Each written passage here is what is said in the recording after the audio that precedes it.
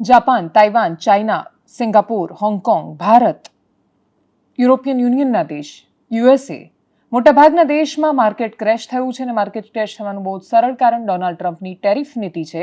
આ ટેરિફ નીતિ શું વિશ્વને ટ્રેડ વોર તરફ લઈ જઈ રહી છે? કેમ કે જો હા, તો જવાબ બહુ જ સરળ છે કે ટ્રેડ વોરમાં ક્યારેય કોઈ દેશ નથી જીતતો, બંને બાજુ નુકસાન થતું હોય છે. નમસ્કાર, આપની સાથે હું દેવાંશી.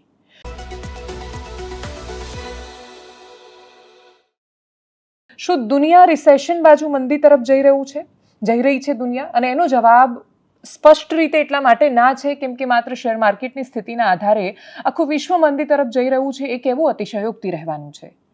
એશિયામાં જેટલા માર્કેટ ક્રેશ થયા એમાં ભારત સરખામણીએ ખૂબ સારું કરી શક્યું, પણ ભારત પોતાની જ સરખામણીએ 3 થી 4% નુકસાન સાથે છે.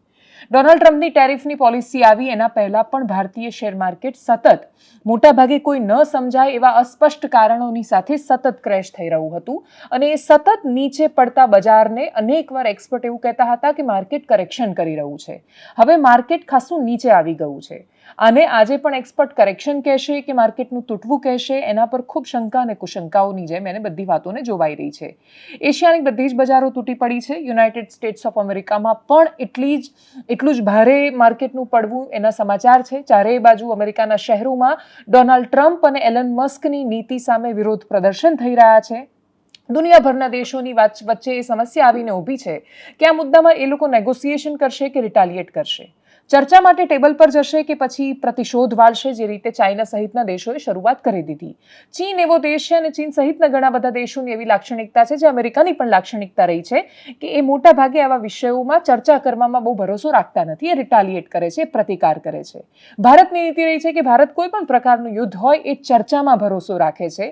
એ જુએ છે, આપણે સાદી ભાષામાં કહીએ તો તેલ જુઓ, તેલની ધાર જુઓ અને પછી નક્કી કરો કે આગળ શું કરવાનું છે. ભારત બહુ જ સરળ રીતે એ સ્થિતિમાં છે. સવારથી 2 વાક્ય છે જે સૌથી વધારે 2 શબ્દો ચર્ચાઈ રહ્યા છે ને એ છે mega plus MIGA is equal to mega partnership.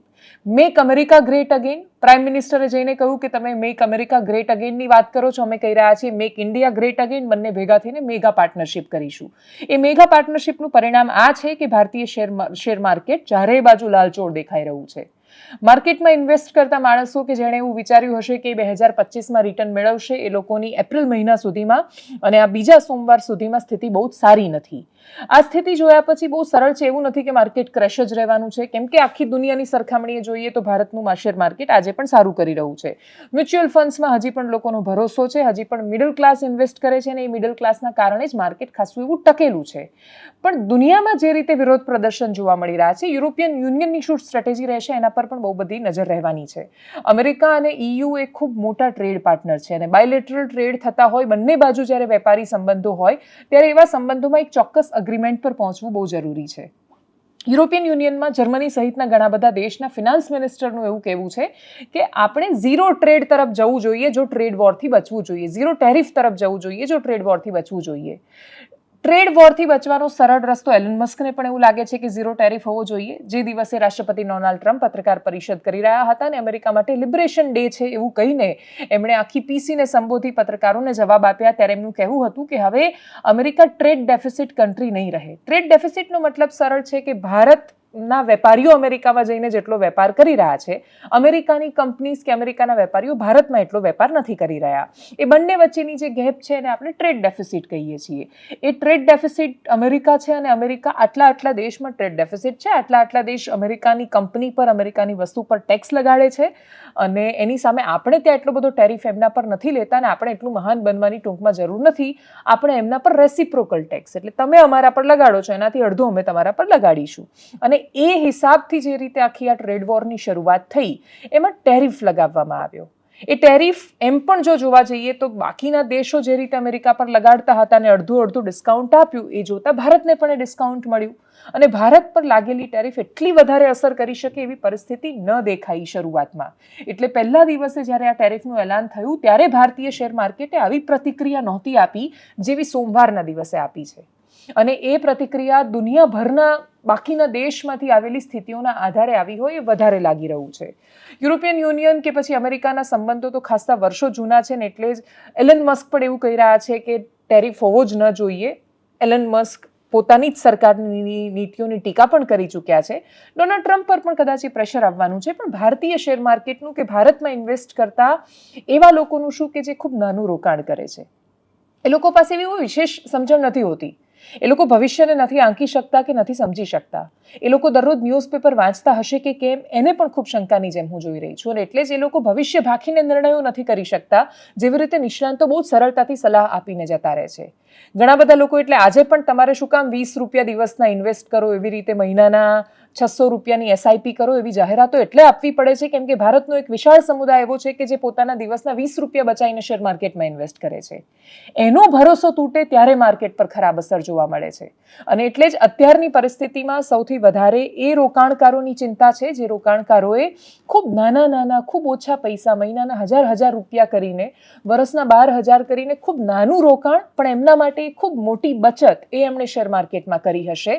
અને એ લોકો હિંમત નથી રાખી શકતા.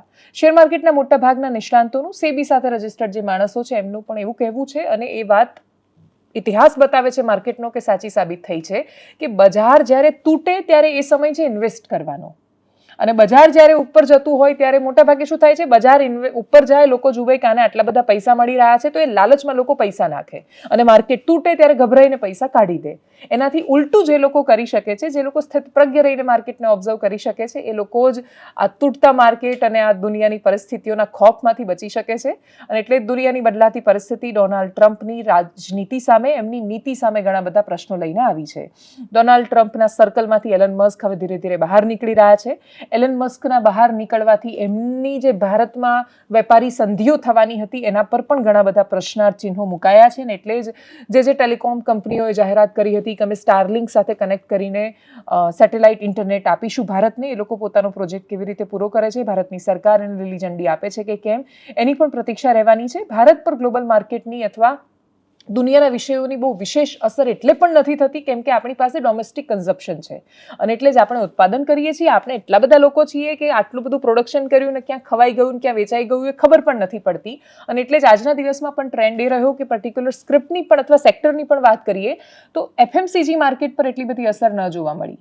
એવું બજાર કે જેની ખપત ભારતમાં જ છે, જેણે વેચવા માટે બીજા દેશો પર આધાર નથી રાખવાનો, એના પર અસર ન જોવા મળી. અને બહુ જ સ્વાભાવિક રીતે આઈટીના શેર્સ છે તૂટ્યા, કેમ કે આઈટી બહુ જ બધું અમેરિકન આઈટી બિઝનેસ છે, ભારત પર ને ભારતીય કંપનીઓ પર આધારિત છે.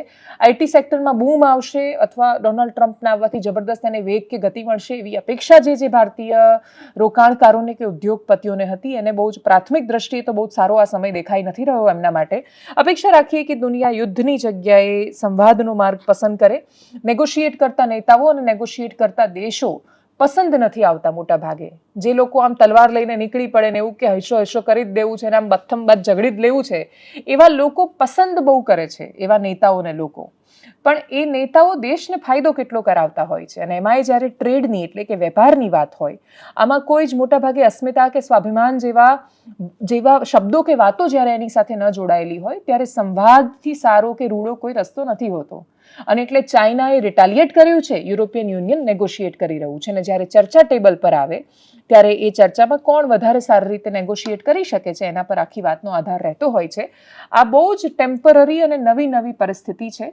ડોનાલ્ડ ટ્રમ્પની પણ કદાચ એવી જ અપેક્ષા હશે કે આના કારણે મોટા ભાગના દેશ મારી સાથે ચર્ચા માટે ટેબલ પર આવશે ને પછી હું મારી પોલિસી ઇમ્પ્લિમેન્ટ કરાવી શકીશ. ટૂંકમાં આપણે એમને ડરાવીએ, બીવડાવીએ, અને જે લોકો ડરી જાય એમને આપણે મનાવી લઈશું. પણ કાં તો મોટા ભાગના દેશો સ્થિતપ્રજ્ઞ રહ્યા છે કે ભાઈ તમારે જેમ કરવું એમ કરો, અમે રાહ જોઈશું સમયની, અને કાં તો દેશોએ રિટાલિએટ કર્યું છે, એટલે કે પ્રતિકાર કર્યો છે. હવે આ પ્રતિકારમાં આ લડાઈ આખી દુનિયાને રિસેશન તરફ લઈ જશે કે પછી આ થોડા સમયમાં પરિસ્થિતિ બદલાઈ જશે એ ખબર નથી. આ ટ્રેડ વોર જો ઇન કેસ પણ જો આ આખું વાત ટ્રેડ વોર તરફ કે આખા યુદ્ધ તરફ જતી રહે છે વેપારની દિશામાં, તો પણ આમાં સૌથી વધારે નુકસાન યુનાઇટેડ સ્ટેટ્સ ઓફ અમેરિકાનું જ છે બાકીના દેશો કરતાં. ડોનાલ્ડ ટ્રમ્પને જ્યારે આ પ્રશ્ન પૂછવામાં આવ્યો ત્યારે એમણે શું જવાબ આપ્યો? એમનું કહેવું છે કે આ કડવી દવાના ડોઝ જેવું છે, ન ગમે પણ તો એ ગોળી તો લેવી પડે. હવે અમેરિકન પ્રજા એને ડોઝની જેમ માની રહી છે કે કેમ, એના પર પણ ખૂબ બધો આધાર છે. દુનિયાભરના બિઝનેસમેન પણ આ વાતને બહુ જ ખુલીને ટીકા કરી રહ્યા છે. સાંભળીએ રાષ્ટ્રપતિ ડોનાલ્ડ ટ્રમ્પને. Pain in the market, at some point you're unwilling to tolerate this idea of a Trump put. Is there a threshold? I think your question is so stupid. I mean, I think I don't want anything to go down. But sometimes you have to take medicine to fix something. America के राष्ट्रपति ने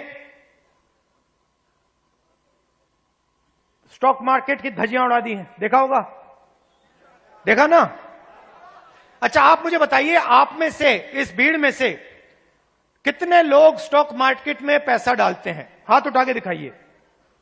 अब ये देखिए, घूम के देखिए, यहां पे 1% से कम लोग स्टॉक मार्केट में पैसा डालते हैं, 1% से कम। अगर यहां 100 लोग हैं तो एक हाथ उठ रहा है। तो ये स्टॉक मार्केट आपका औजार नहीं है, इसमें अनलिमिटेड पैसे बने, मगर इसका फायदा आपको नहीं मिला।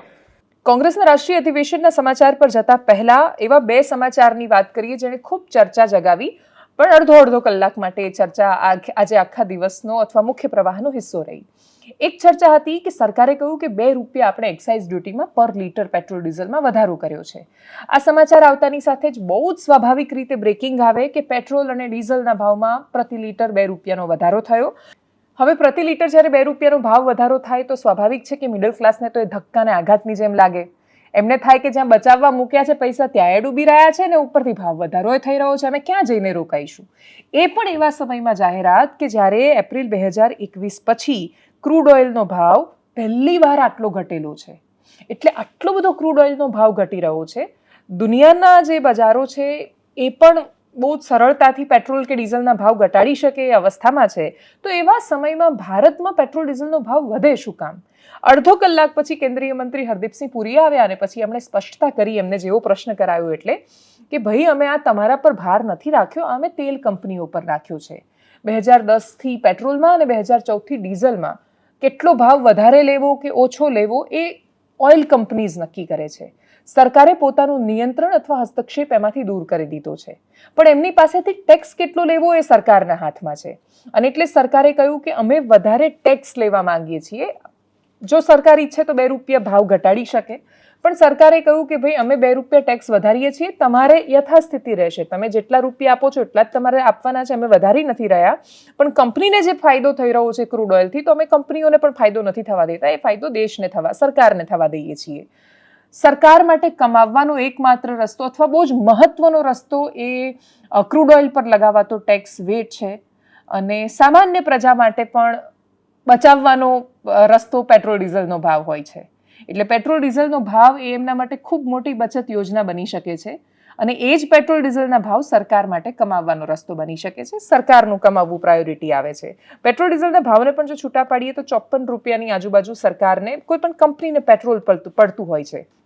એમાં ભાડું ઉમેરાય, એમાં ₹19.90 એક્સાઇઝ ડ્યુટી સરકાર લેતી હોય છે, જે પેટ્રોલની હું વાત કરી રહી છું, એટલે ₹2 વધી ગઈ. એટલે હવે ₹21.90 1 લીટરના. એટલે તમે જ્યારે પેટ્રોલ પુરાવો ત્યારે તમારે આમ મનથી યાદ કરી લેવાનું છે કે આ જે મેં 92 કે ₹94 પેટ્રોલ પુરાયું એમાંથી આપણે ₹22 સરકારને સમર્પિત કર્યા છે, જે સીધા જાય છે. એના પછી ડીલરનું કમિશન આવે, ₹15.40 વેટ પણ આવે. એટલે ટૂંકમાં તમે જે ભાવે પેટ્રોલ પુરાઈ રહ્યા છો એમાંથી ઓલમોસ્ટ 50% સરકારના ખાતામાં જાય છે. બીજા સમાચાર સિલિન્ડરની પ્રાઇસના પણ હતા.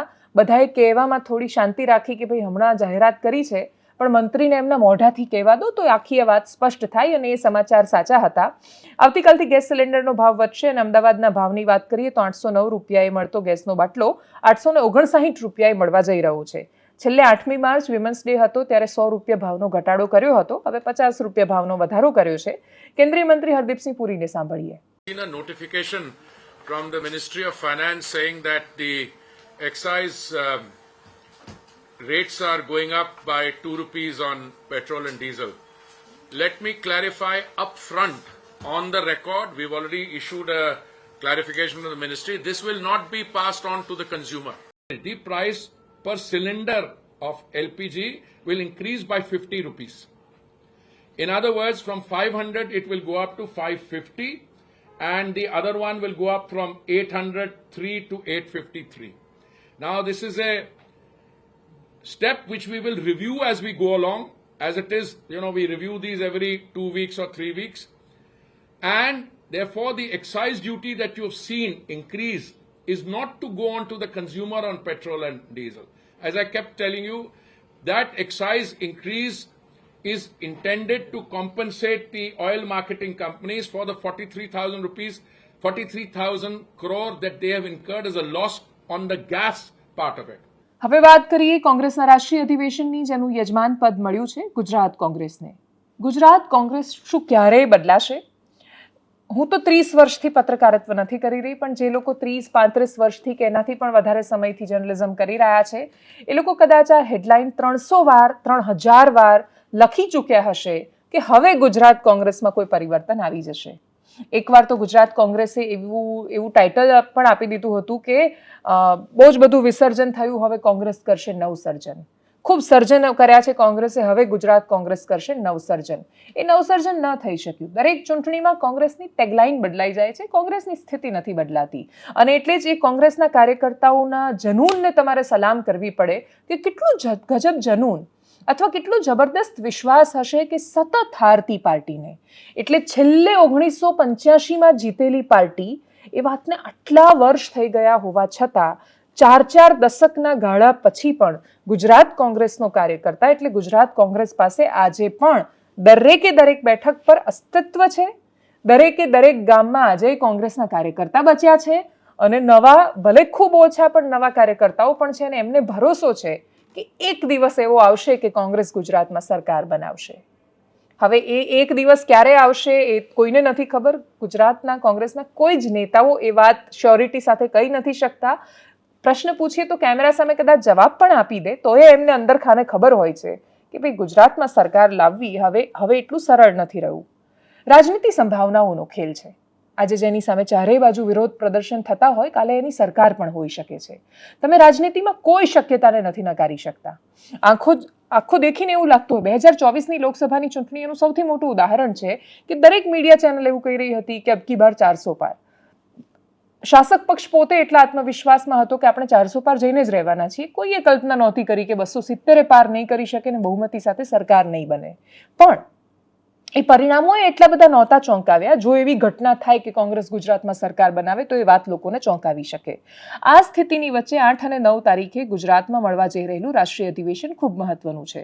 સરદાર પટેલ સ્મારકમાં સાબરમતીના તટે એટલે કે રિવરફ્રન્ટ પર મળવા જઈ રહેલા આ સંમેલનમાં શું કોંગ્રેસ ક્યારે એ નવસર્જનની હવા કે વાતાવરણ ઊભું કરી શકશે? શું રાહુલ ગાંધી કોંગ્રેસના કાર્યકર્તાઓને ગુજરાત આવીને ફરી એકવાર એ જ ઘોડા અને ગધેડાની વાત કરશે કે પછી કંઈક નવો બદલાવ કે નવી વાતે કરી શકશે? દેશભરનું મીડિયા આવતીકાલથી ગુજરાતમાં હશે. દેશભરના કોંગ્રેસના નેતાઓ ગુજરાતમાં હશે. કોંગ્રેસ શાસિત દરેક રાજ્યના મુખ્યમંત્રીઓ, કોંગ્રેસના દરેક દિગ્ગજ નેતા એટલે રાહુલ ગાંધી, પ્રિયંકા ગાંધી, સોનિયા ગાંધી, મલ્લિકાર્જુન ખડગે, કેસી વેણુગોપાલ સહિતના નેતાઓ તો પહોંચી ગયા છે. પૂર્વ મુખ્યમંત્રીઓ, મંત્રીઓ બધા જ લોકો ગુજરાતમાં રહેવાના છે. અને એવા સમયે ગુજરાત કોંગ્રેસ પોતાનું યજમાન પદું કેવી રીતે સાચવે છે એના પર નજર રહેશે. કોંગ્રેસ પાસેથી ભારતીય જનતા પાર્ટી જેટલા પ્રોફેશનલિઝમની અપેક્ષા તમે ક્યારેય ન રાખી શકો અને કદાચ કોંગ્રેસ ક્યારેય એટલી પ્રોફેશનલ બની નહીં શકે. પણ કોંગ્રેસની પોતાની એક ફ્લેવર છે. એ કલેવર પણ કોંગ્રેસ ગુમાવી રહી છે. કોંગ્રેસની અંદર ઊભું થઈ રહેલું વિચારધારાનું કન્ફ્યુઝન હોય કે પછી એની સામે આવેલા સવાલો, એને એ કેવી રીતે પ્રતિકાર એનો કરે છે એના પર નજર છે. દરેક વખતે બહુ જ સરળ છે કેન્દ્રના નેતાઓનું ગુજરાતમાં આવવું, ગુજરાતની પરિસ્થિતિ, ગુજરાતના મુદ્દા, ગુજરાતમાં વર્ષોથી નેતૃત્વ સાથે થયેલા અન્યાયો, ન આપેલું ધ્યાન, ખૂબ વર્ષો સુધી નેતાઓએ કરેલા સેટિંગ, એ બધી વાતોને ઇગ્નોર કરીને એક વાત પર મૂકી દેવું કે તમારા લીધે કોંગ્રેસ હારી રહી છે. છેલ્લા 10 વર્ષનો, આગળના વર્ષોને ભૂલી જઈએ ને તોય માત્ર છેલ્લા 10 વર્ષ પર નજર કરીએ તો પણ શું રાહુલ ગાંધી કે કોંગ્રેસના રાષ્ટ્રીય નેતૃત્વ પાસે એ જવાબ છે કે તમે આવીને લગ્નના ઘોડા અને રેસના ઘોડાની વાત કરીને જાઓ છો? તમે કોંગ્રેસના ઓલમોસ્ટ કાર્યકર્તાઓ પર એક પ્રશ્નાર્થ ચિહ્ન ઊભું કરી દો છો કે કોંગ્રેસના દરેક કાર્યકર્તાને એવું લાગે છે કે એ સમર્પિત છે અને બાજુવાળો ચોર છે. અને આવું ઓલમોસ્ટ બધા માને છે. એટલે ગુજરાત કોંગ્રેસના મોટાભાગના નેતાઓને એવું લાગે છે, એટલે શક્તિસિંહ ગોહિલ એવું માનતા હશે કે અર્જુન મોઢવાડિયા કોમ્પ્રોમાઇઝડ હતા, અર્જુન મોઢવાડિયા એવું માનતા હશે કે અહેમદ પટેલ કોમ્પ્રોમાઇઝડ હતા, અહેમદ પટેલના જૂથના માણસો માનતા હશે કે ભરતસિંહ સોલંકી વગેરે કોમ્પ્રોમાઇઝડ હતા. અને એમ એક પછી એક ફર્યા કરે છે. કોઈને લાગે છે શંકરસિંહ વાઘેલાને કારણે ન જીતી શક્યા, કોઈને લાગે છે કે 2012માં નરહરી અમીન સહિતના નેતાઓ ન ગયા હોત તો હવે જીતી જતા, કોઈને લાગે છે કે 2017માં હાર્દિક પટેલ કે અલ્પેશ ઠાકોર કે પછી જિગ્નેશ મેવાણીએ આટલું બધું ઇન્ટરફિયર ન કર્યું હોત તો અમે જીતી જતા. કોઈની પાસે ચોક્કસ જવાબ નથી કે ગુજરાત કોંગ્રેસ ક્યારે જીતી શકતી હતી. 2017 ગુજરાત કોંગ્રેસ પાસે બેસ્ટ ચાન્સ હતો જીતવાનો. કોંગ્રેસ એને એનકેશ નથી કરી શકી એ હકીકત છે. ઢોળવા માટે ઘણા બધા ચહેરા અને માથાઓ જવાબદાર હોવા છતાં એ હાર પછી ગુજરાત કોંગ્રેસ પોતાના અસ્તિત્વને કેટલું ટકાવી શકી? શંકરસિંહ વાઘેલા ગયા તો એ કેમ છોડીને ગયા? અર્જુન મોઢવાડિયા છોડીને ગયા તો એ કેમ છોડીને ગયા? નરહરી અમીન જેવા નેતાઓ પણ એક સાથે છોડીને ગયા તો એ શું કામ છોડીને ગયા? બહુ જ સરળ છે જનાર પર દોષ આપવો અને બહુ જ અઘરું છે એ પરિસ્થિતિનું મૂલ્યાંકન કરીને ફરી એકવાર એ નેતાઓ છોડીને ન જાય એના વિશે ધ્યાન રાખવું. ગુજરાત કોંગ્રેસ મૂલ્યાંકન નથી કરી શકતી. દરેક વખતે સત્યશોધક સમિતિઓની રચના થાય છે અને એ સત્યશોધક સમિતિઓ શું લઈને આવે છે પોતાના કન્ક્લુઝનમાં એ ક્યારેય સામે નથી આવતું. નેતાઓને સસ્પેન્ડ કોંગ્રેસ ક્યારેય નથી કરતી. નેતા છોડીને જાય એટલે એવું કહે છે કે અમે તો સસ્પેન્ડ કરવાના હતા ને જતા રહ્યા.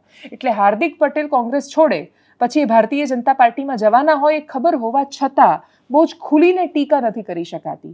અને એટલે જ જ્યાં સુધી તૈયાર થાળીની, તૈયાર આંદોલનની, તૈયાર મુદ્દાઓની, તૈયાર પોલિટિક્સની, એ જ ટિપિકલ પોલિટિક્સની કોંગ્રેસ જ્યાં સુધી અપેક્ષા રાખતી રહેશે ત્યાં સુધી કોંગ્રેસનો ઉદ્ધાર થશે કે કેમ એ ખબર નથી. અને કોંગ્રેસના ઉદ્ધાર વિશે વાત કરવી કે વિપક્ષના અસ્તિત્વ વિશે વાત કરવી એટલા માટે જરૂરી છે કેમ કે જ્યારે સત્તા અનિયંત્રિત બને છે, એ મદમાં આવે છે, ત્યારે એ વિપક્ષની ભૂમિકા હોય છે કે જે એને નીચે લાવે છે.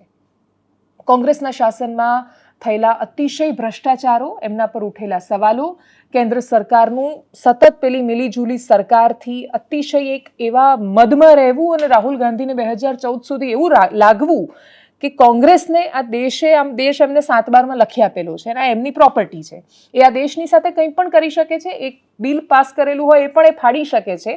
આટલું અભિમાન એમની અંદર આવવાનું કારણ અને અભિમાન તોડવાનું કારણ બંને વિપક્ષ રહ્યા.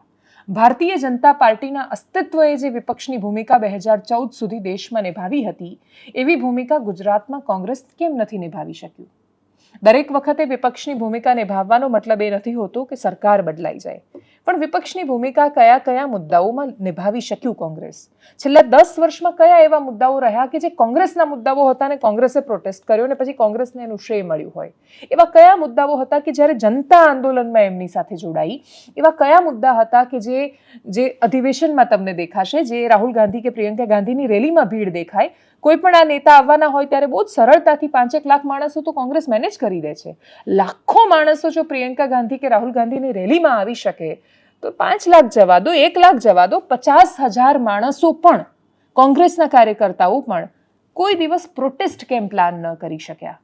આંદોલન થાય ત્યારે ગુજરાત કોંગ્રેસના જ મોટા નેતાઓ કેમ આંદોલનનો હિસ્સો ન બન્યા? વિચારધારાનું કન્ફ્યુઝન આટલું શું કામ છે?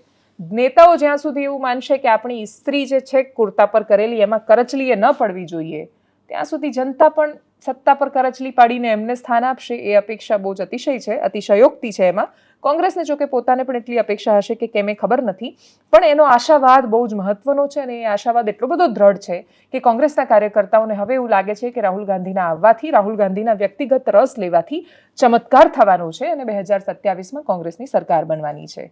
અમિત ચાવડાએ આ વિષય પર શું કહ્યું અને એમને સાંભળતા પહેલા ઋષિકેશ પટેલને સાંભળીએ, કેમ કે એમને જ્યારે આ પ્રશ્ન પૂછાયો ત્યારે એમણે ખૂબ રસપ્રદ જવાબ આપ્યો કે બોલીને તો ગયા ઘોડાવાળું, પણ કશું કર્યું નહીં રાહુલ ગાંધીએ. અને એટલે જ હવે એમણે પત્રકારોને પણ કહ્યું કે તમને ખબર છે કે અધિવેશન પછી તમે શું રિપોર્ટિંગ કરવાના છો. એટલે જે વર્ષોથી થતું આવ્યું છે એને પરંપરા માનીને કોંગ્રેસ આ વખતે નિભાવે છે કે પછી બધાને ખોટા પાડે છે, 2-3 દિવસમાં ખબર પડી જવાની છે. જો કે એક હકીકત એ પણ છે કે સરકાર પણ કેટલાય સમયથી આટલી બધી બહુમતી હોવા છતાંય દબાણમાં કામ કરી રહી છે. અતિશય સત્તા હોવા છતાંય સરકાર કોઈ જ નિર્ણયો નથી લઈ શકતી. એટલે IAS-IPSના ટ્રાન્સફરની વાત હોય, પોતાના પ્રદેશ અધ્યક્ષની વાત હોય કે પછી મંત્રીમંડળના વિસ્તરણની, આગ હોય તો જ ધુમાડો હોય. આમાં એટલે હકીકત છે કેમ કે વિસ્તરણની ચર્ચાઓ સતત થાય છે, નિર્ણય નથી લઈ શકાતો. અને નિર્ણય લેવામાં શું ખૂટી રહ્યું છે? વિપક્ષ તો છે જ નહીં, છતાંય કયા પ્રકારનું દબાણ છે કે સરકાર આટલું બધું ડિફેન્સિવ કરી રહી છે? એનો જવાબ સરકાર આપી શકે ના આપી શકે. પ્રવક્તા મંત્રી ઋષિકેશભાઈ પટેલે કોંગ્રેસના અધિવેશન પર એમને પ્રશ્ન પૂછાયો ત્યારે એમણે કહ્યું છે, એમણે શું કહ્યું, અમિત ચાવડાએ શું કહ્યું અને એ સિવાય શું પ્રતિક્રિયાઓ આવી, કરીએ એના પર નજર. અખિલ ભારતીય કોંગ્રેસ કમિટીના જે વિચારો સાથે સ્થાપના થઈ ત્યારે કોઈ સ્વાર્થનું સમીકરણ નહોતું. માત્ર ને માત્ર અંગ્રેજોની લાઠી ગોળી સામે સંઘર્ષ કરવાનો અને બધી જ તકલીફો વચ્ચે દેશની આઝાદી માટે જે ભોગવવું પડે તે ભોગવીશું, પરંતુ રાષ્ટ્રનું હિત એ આપણા અંગત સ્વાર્થ, પરિવાર, પક્ષ બધાથી ઉપર છે માનીને અમારી વિચારધારા લડી અને દેશની આઝાદી મળી. આજે જ વિચારધારા સાથે ફરી કોંગ્રેસ પાર્ટી જે દેશની પરિસ્થિતિ આપ સૌ જાણો છો, લોકો ઈચ્છે તે સત્તામાં આવે અને લોકો ઈચ્છે ત્યારે એ સત્તામાંથી જાય, પછી પક્ષ હોય કે શખ્સ હોય. સત્તામાં બેઠેલી વ્યક્તિ હંમેશા આપણા ગુજરાતની પરંપરા રહી છે કે આંબા ઉપર કેરી આવે તો આંબો નીચો ન હોય. એમ સત્તા મળે એ વધારે વિવેકી રહ્યા એ ગુજરાતની પરંપરા. અમારામાં હવે ઘોડા જ રહ્યા છે. જે બીજા હતા એ કદાચ ભાજપમાં હશે ને એમને હજુ ફરક પૂરતા હશે, એમાં હું પડવું નથી. પણ ખાસ કરીને અંગ્રેજોને પણ અભિમાન હતું ને રાવણને પણ ગુમાન હતું. અંગ્રેજોનો સૂર્ય આખા વિશ્વમાં ક્યાંય આથમે નહીં અને એક જોડ જુલમ અત્યાચારનું શાસન આ દેશમાં વર્ષો સુધી કર્યું.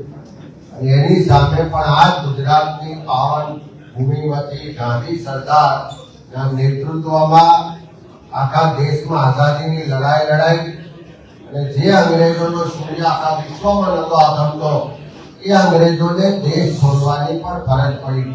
અને આજે પણ જે સત્તા સ્થાને લોકો જે સત્તાના નશામાં, સત્તાના ગુમાનમાં છે, એમણે પણ સમજી લેવું પડે કે આ ગાંધી સરકારનું ગુજરાત છે.